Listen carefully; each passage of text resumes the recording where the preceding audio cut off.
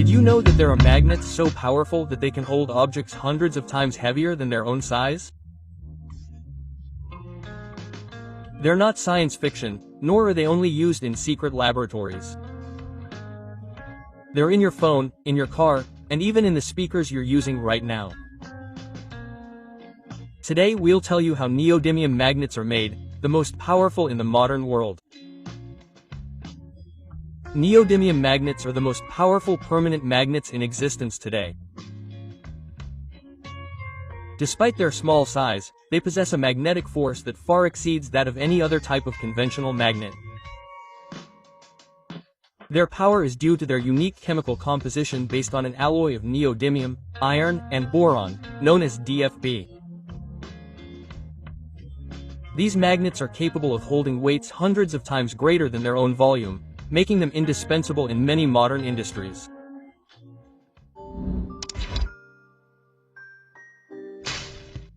History. The use of neodymium magnets has become essential in both precision technological applications and everyday products.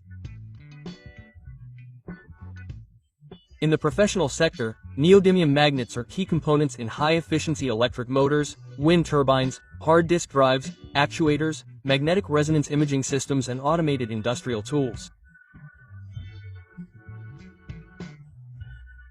They are also essential in the aerospace industry, where they are used for flight control systems, sensors, and satellite positioning mechanisms.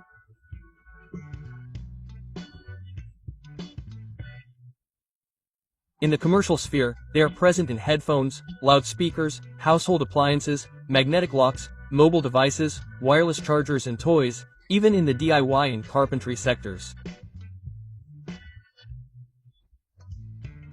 They are used for invisible closing or fixing systems. Their magnetic power allows components to be miniaturized without losing efficiency, a critical advantage in the race for more compact technological development. The versatility of the neodymium magnet lies not only in its strength, but also in its stability. It retains its magnetic field for decades without significant degradation and maintains its performance even in demanding environments. However, it also has limitations. It is fragile, vulnerable to corrosion, and loses magnetism at high temperatures, which is why it often needs to be protected by nickel, zinc, or epoxy coatings.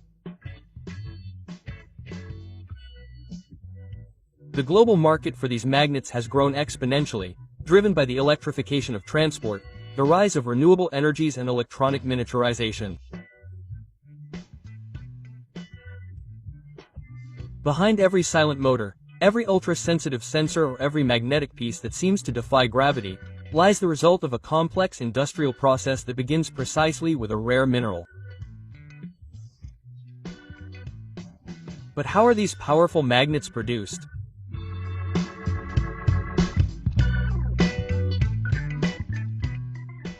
Materials needed to create a magnet. The heart of neodymium magnets is, as its name suggests, the chemical element neodymium, identified by the symbol Nd and atomic number 60. It belongs to group 7 of the lanthanides, also known as rare earths, not because of their absolute scarcity in the Earth's crust, but because of the technical difficulty of isolating them from other minerals. Neodymium is not found pure in nature, but mainly combined in minerals such as monachosite and bastnasite, which contain a complex mixture of lanthanides. China currently controls more than 80% of the world's neodymium production, not only because of its mineral reserves, but also because of its industrial capacity to extract and refine it on a large scale. The production process begins with the mining of these rare earth oxides, which are then subjected to crushing, chemical separation, and acid leaching processes. Through techniques such as solvent extraction, neodymium is separated from other elements until a concentrated form called neodymium oxide is obtained. From the oxide, it is metallurgically reduced using processes such as electrolysis in molten salts or reduction with metallic calcium.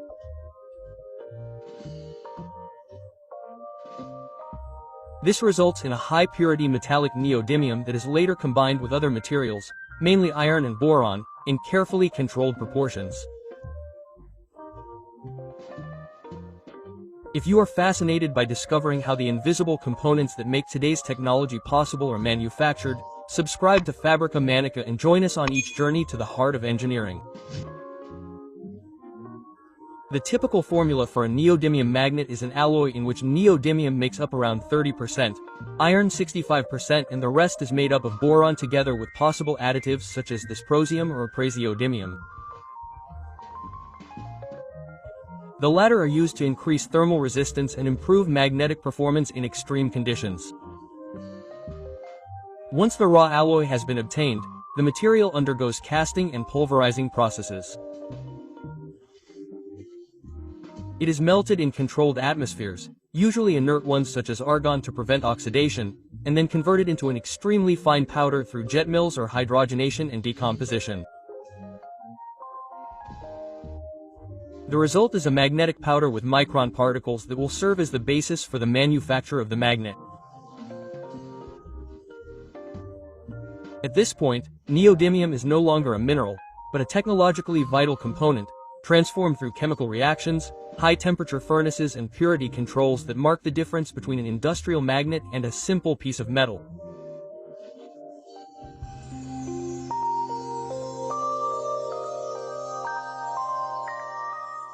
Production of magnets.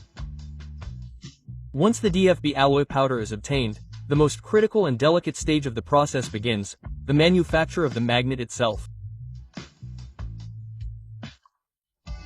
The most widely used method in industry is called sintering, a process that involves compressing the powder at high pressure and then heating it just below its melting point to consolidate it into a solid piece without completely melting it. The powder is introduced into steel or tungsten carbide molds, where it is compacted by applying pressures of up to 1000 megapascals. In many cases, this compaction is carried out within an oriented magnetic field that aligns the magnetic domains of the material from the outset. This technique, known as axial or transverse orientation, defines the preferred direction of the magnetic field and determines the final performance of the magnet. After compression, the pieces are transferred to controlled atmosphere furnaces where they are synthesized at temperatures ranging from 1000 to 11 degrees Celsius. During this process, the metal particles are welded together at a microscopic level, creating a dense and extremely hard crystalline structure.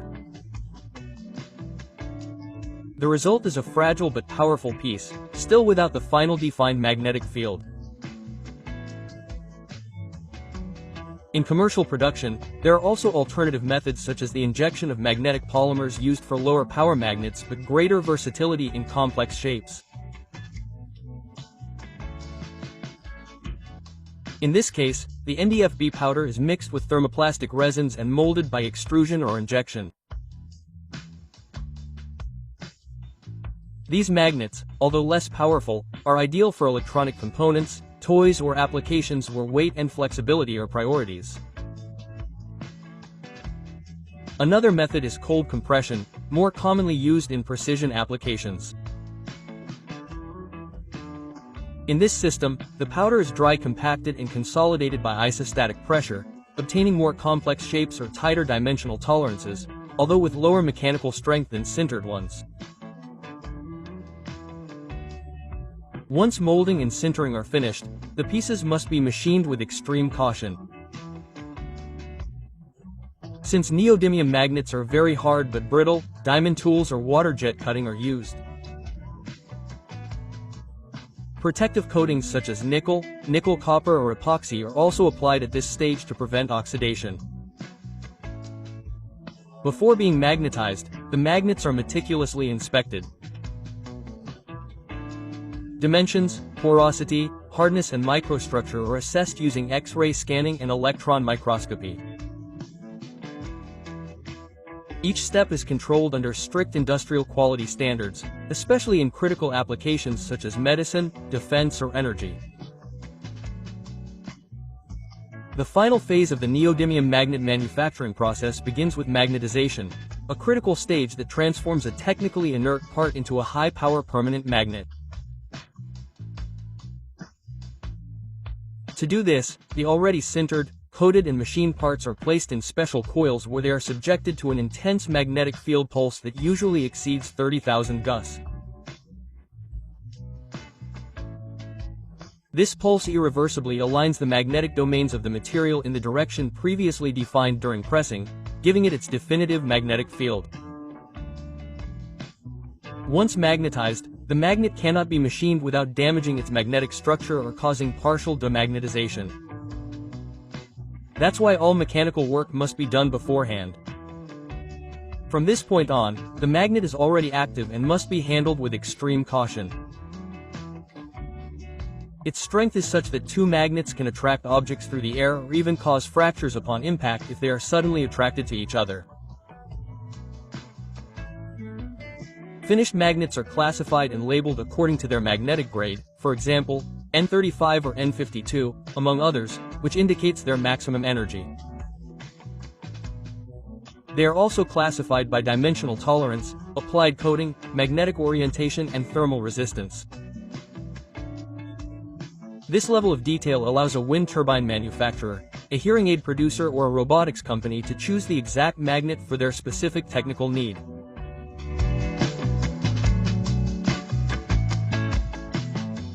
Distribution. In terms of distribution, magnets are packaged with special care. Since their magnetic field can interfere with electronic instruments or magnetize nearby objects, shielded containers or rubber separators are used for transport.